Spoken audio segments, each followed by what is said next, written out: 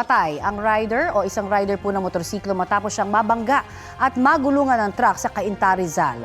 Damay rin ang isang garbage truck at isa pang motorsiklo. Balitang hatid ni EJ Gomez.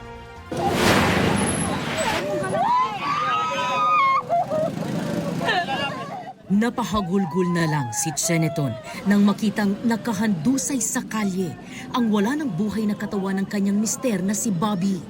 Nabangga at nagulungan si Bobby at ang kanyang motor ng dump truck na ito nang kumabig ito papunta sa kabilang lane sa isang bahagi ng East Bank Road, Barangay San Andres, Cainta, Rizal. Damay sa insidente ang isa pang motorsiklong nagulungan din ng dump truck.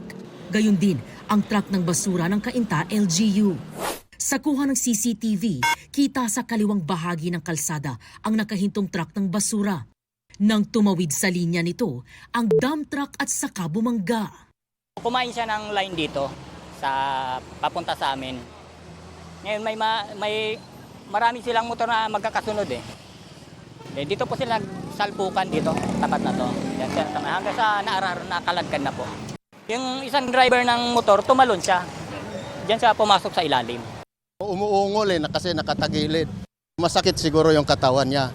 Kaso yung paa niya nakalabas sa truck. Kaya sinabihan ko siya na, "Ma'am, okay lang po na iurong ko yung paa niyo kay baka masagasaan ng sasakyan."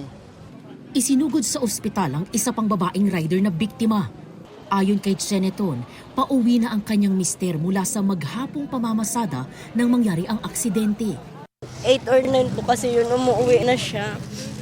Galing siya, dumaan pa siya bumili ng gamot kasi may sakit po yung bulsa. Nasa kustodiya na ng Cainta Police ang driver ng nakabanggang truck. Attorney na nga lang namin ang nakausapin nyo. Ano po ba talaga tayo ang nangyari? Kwento nyo lang po. Wag na. Attorney na lang.